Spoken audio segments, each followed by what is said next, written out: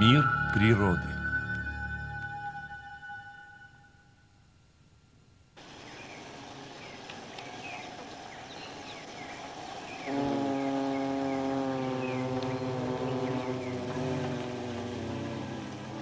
Колония пчел. Организованные, деловитые, преуспевающее сообщество. Просто как мы с вами.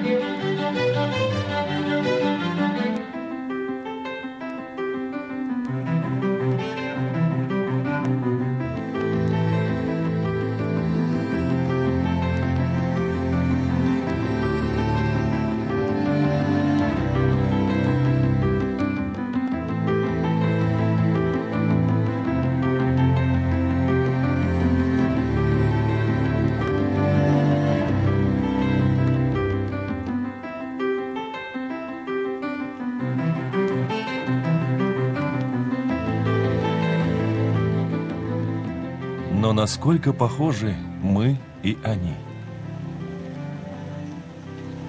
Трудовые ресурсы этого сообщества состоят исключительно из женских особей, и лишь одна из них, королева или матка, имеет привилегию продолжать род. Эти же верноподданные ее дочери, которые отказались от своего права размножаться. Означает ли подобное самоотверженное поведение, что пчелы и осы нарушают законы естественного отбора? И можно ли найти среди их сородичей отгадку того, почему им так нравится роль рабов? Во имя королевы.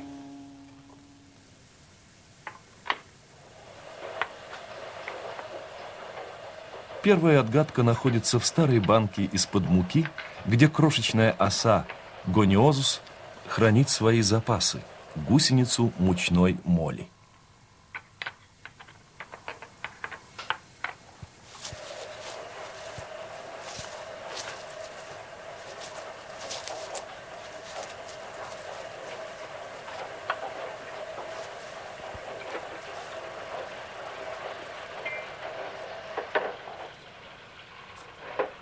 Яд, который она впрыскивает, не для того, чтобы убить, а чтобы обездвижить гусеницу.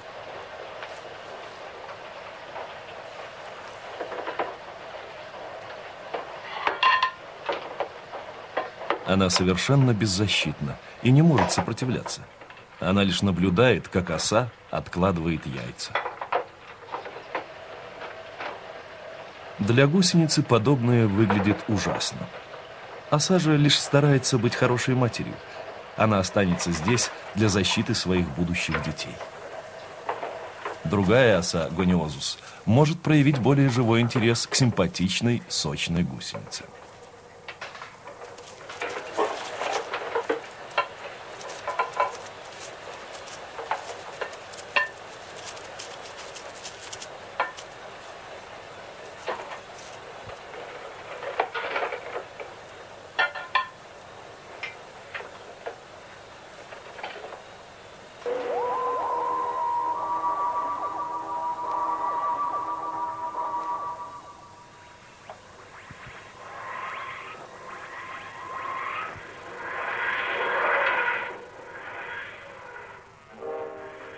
Что это?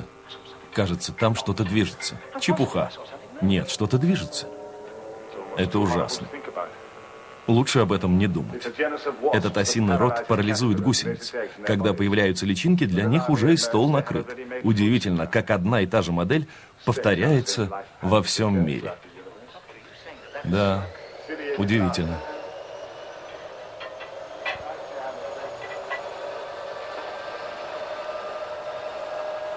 Защищенные шелком, они превращаются во взрослых ос.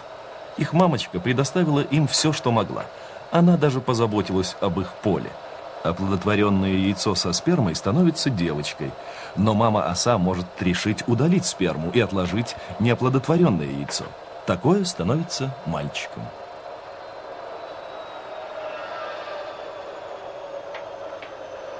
Эта мама-оса решает, какое соотношение мальчиков-девочек наилучшее.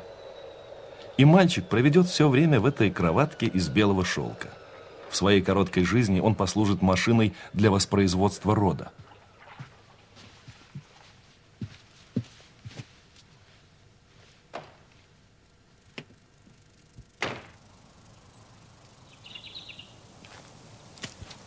Отложить свои яйца на теле кого-то другого вовсе неплохая идея, но некоторые осы и ее усовершенствовали.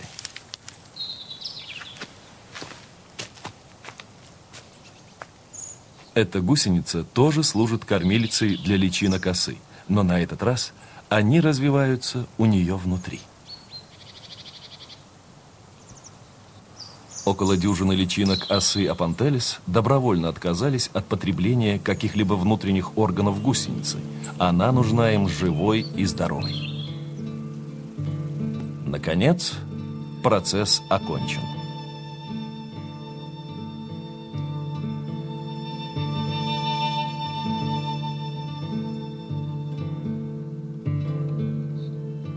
Вылезая наружу, они совьют себе собственный кокон.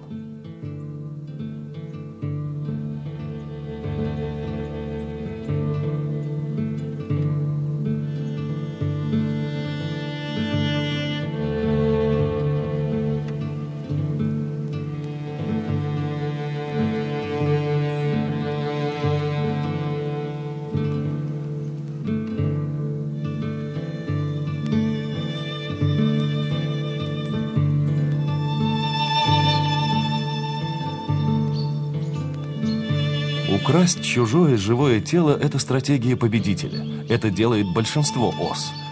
Проживают свои юные годы внутри другого живого организма.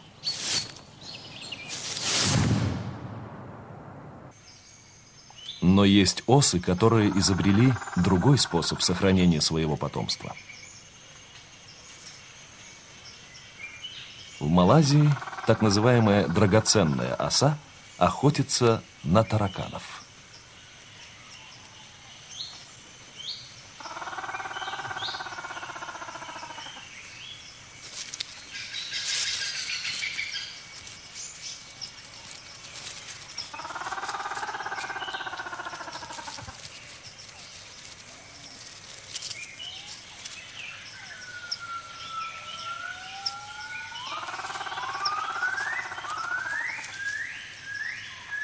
Ее яд быстро вырубает жертву.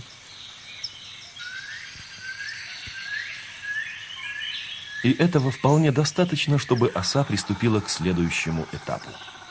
Ей нужно найти поблизости норку и при необходимости в ней убраться.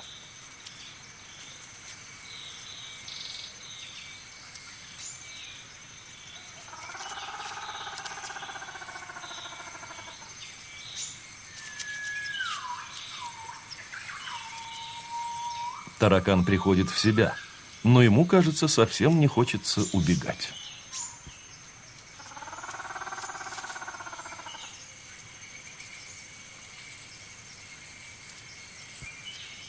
Он вообще еле реагирует, тем временем как оса аккуратно измеряет и подстригает его усы до нужного размера.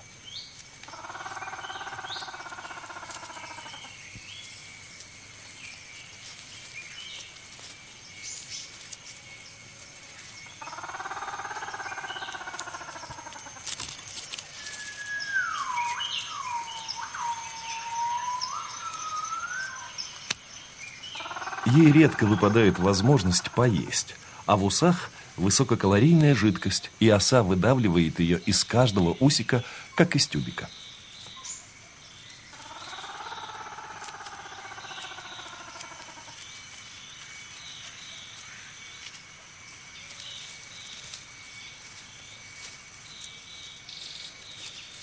Таракан настолько больше ее, что затащить гиганта в норку без его участия трудно. Ее яд рассчитан на то, чтобы лишить жертву воли, но оставить в действии ноги. Используя укороченные усы как вожжи, она направляет его движение в норку. Сопротивление бесполезно.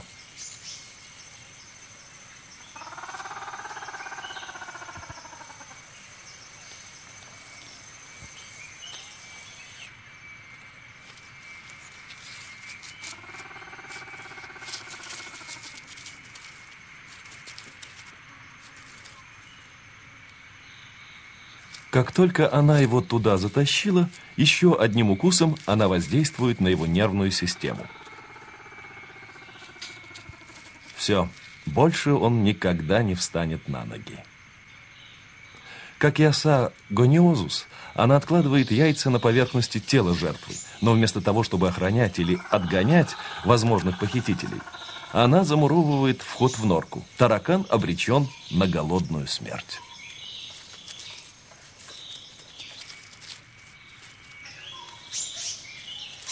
Таким образом, оса обеспечила себе удобное гнездышко. Здесь она может свободно двигаться и откладывать яйца, а ее личинки будут расти в безопасности на теле приговоренного к смерти таракана.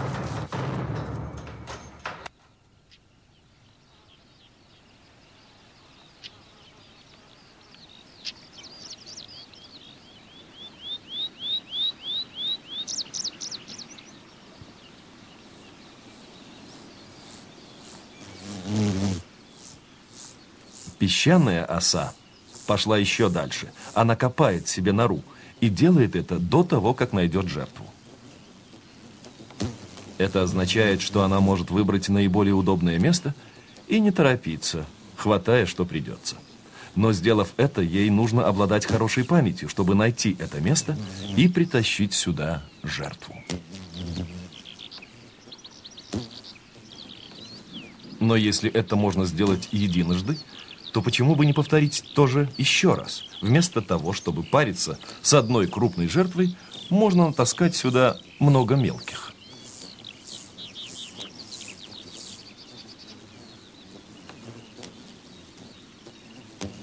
Потребуется с полдюжины гусениц, чтобы наполнить закрома.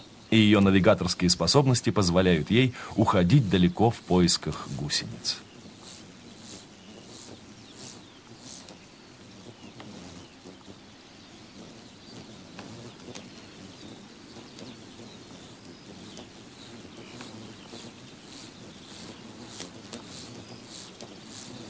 Но все же гнездо каждый раз приходится прикрывать.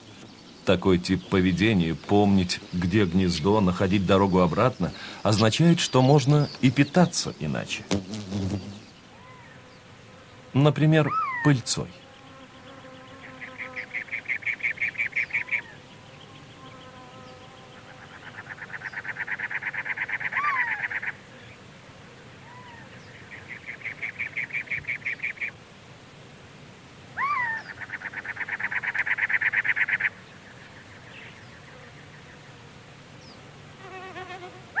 Цветочная пыльца богата белками, и ее сколько угодно. Некоторые осы приспособились к этой вегетарианской пище и положили начало своим сородичам – пчелам.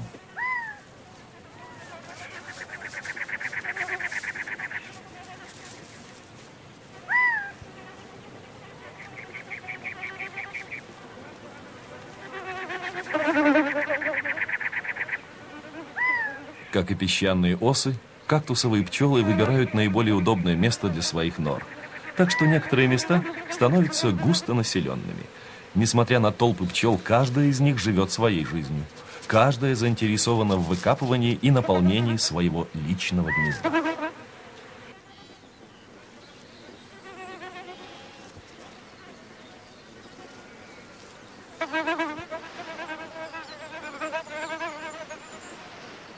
Эти рудничные пчелы в северном Йоркшире появляются только в конце лета.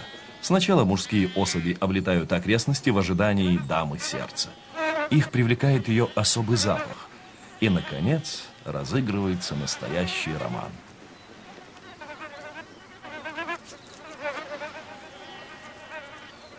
большинство пчел-самок спариваются один раз в жизни. Поэтому за ними тянется целый шлейф поклонников. Каждый стремится стать счастливым отцом.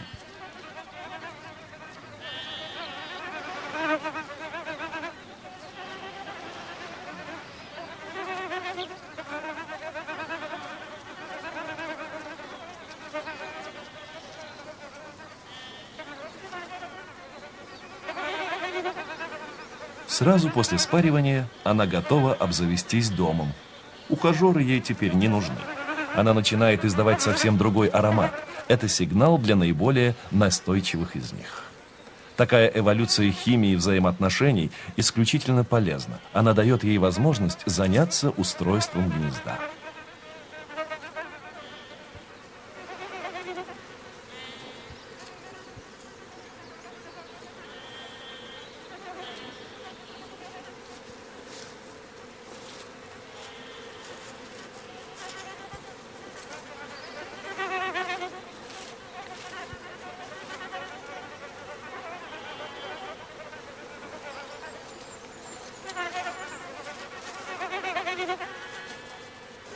При таком огромном количестве пчел в одном месте ей нужно помнить, которое гнездо ее. Она запоминает ориентиры вокруг входа. Никак нельзя ошибиться и случайно положить свой улов в чужую кладовку.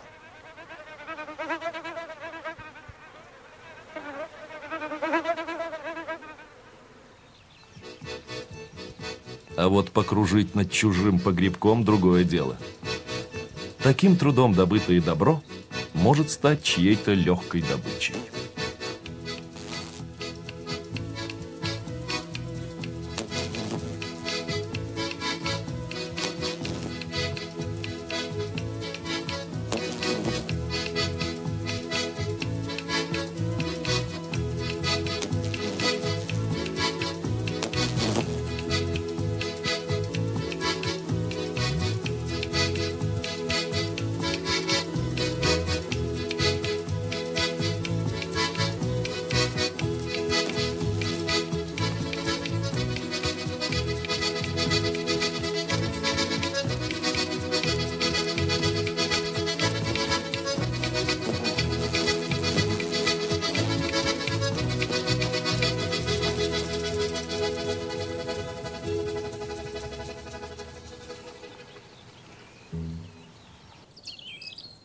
Эта особь тоже может показаться осой, но это не так. Это пчела-кукушка.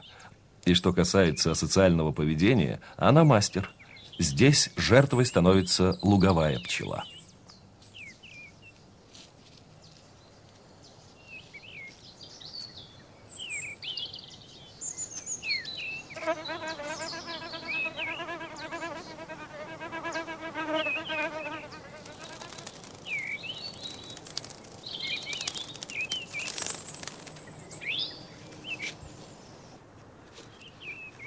Пчела-кукушка прячет свое яйцо в норку, и когда оно проклюнется, она пожрет личинок луговой пчелы вместе с запасами пыльцы. Быстренько ретироваться, и луговая пчела даже не догадается, как ее надули. А вот эти пчелы, близкие родственники луговых, могут сделать жизнь незваного гостя далеко не сладкой.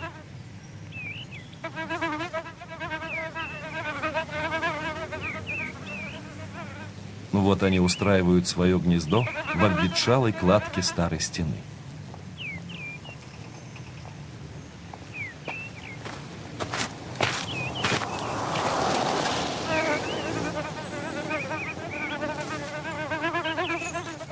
Это уже коммунальный вход в многоквартирный дом. Пчеле-кукушке будет не так легко унести отсюда ноги.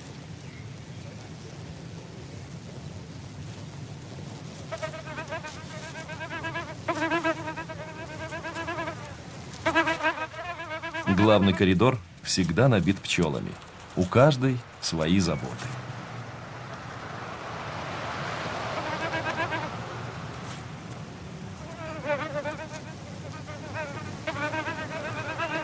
Все они, влетая и вылетая, непреднамеренно несут вахту. Жужжащие торопыги – лучшие стражи, чем просто стоять и не пущать. Да и не стражи вовсе. В потасовке они никогда не встревают, но за соседями присматривают хорошо. Но на соседа не всегда можно положиться. Так где же взять настоящую охрану?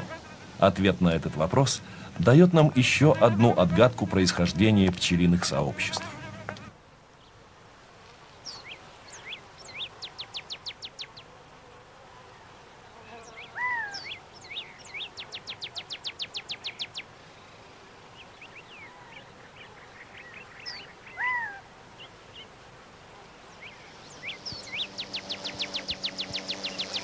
Здесь, в пустыне Сонора, самец пчелы-плотника разместился на выходе из норки, где обитают самки. Но имя плотника заслужили все-таки самки. Это они, не покладая рук, трудятся, прокладывая туннели внутри ствола агавы.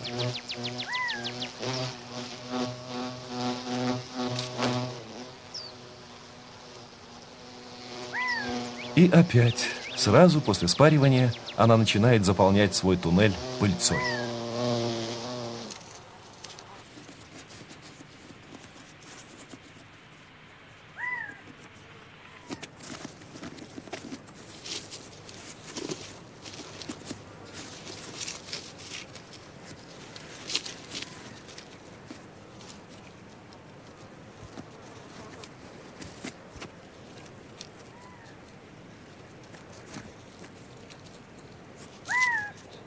Сверху каждого наполненного туннеля самка кладет огромное яйцо. Оно составляет треть длины ее тела.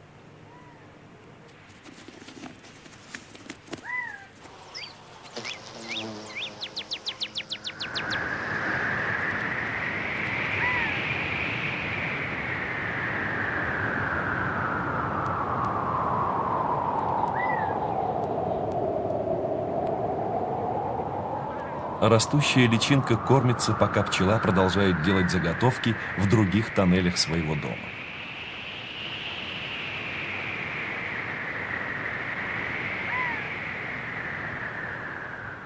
Пчела-мать увидит своих отпрысков большими и взрослыми пчелами.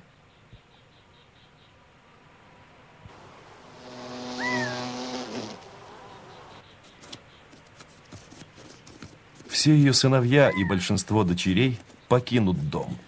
Но одна, возможно, останется. Эта связь между матерью и дочерью – первый знак социальных отношений.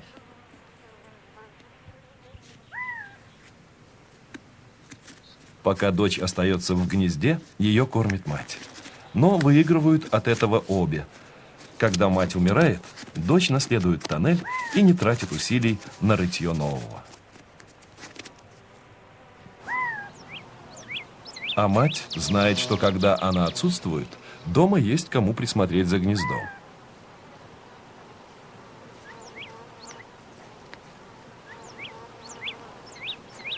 Но эта простая и разумная договоренность нарушается пчелой другого вида.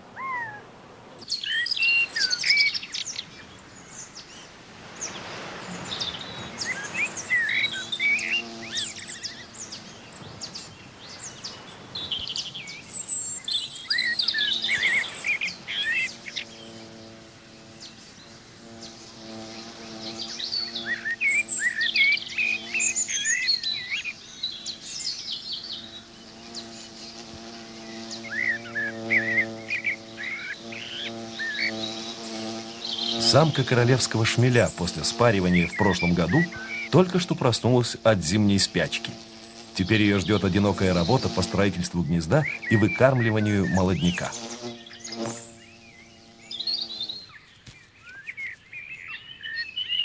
И гнездо у нее непростая нора. Ее органы секреции вырабатывают воск. Его она использует как строительный материал.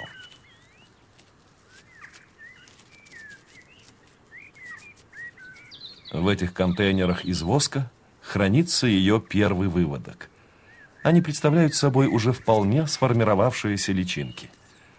Поскольку весна еще ранняя, ей приходится их высиживать. Вздрагивая, она разогревается и сохраняет своих будущих малышей даже в холодную английскую весну.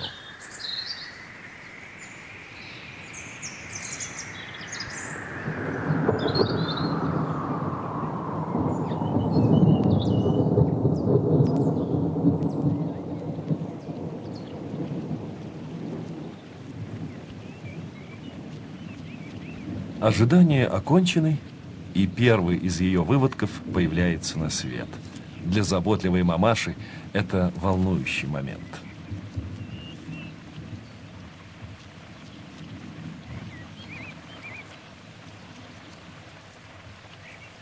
«У вас девочка, мама».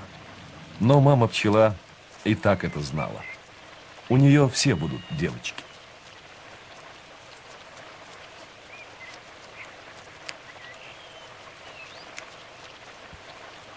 Как пчела, которая способна выбирать пол своих отпрысков, она решила, что все будут девочками.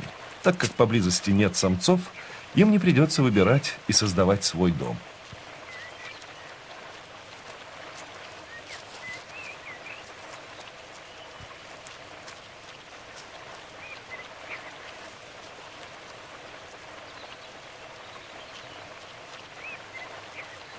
Вся эта кутерьма по поводу новорожденной не имеет ничего общего с материнской любовью. Пчела-мать смазывает ее таким составом, чтобы она никогда не могла откладывать яиц. Она станет рабыней, которой запрещено иметь своих малышей. Она будет трудиться с утра до ночи. Первая из первых работниц в доме. Хороший воспитатель готовит ее к той безрадостной жизни, что ждет ее впереди.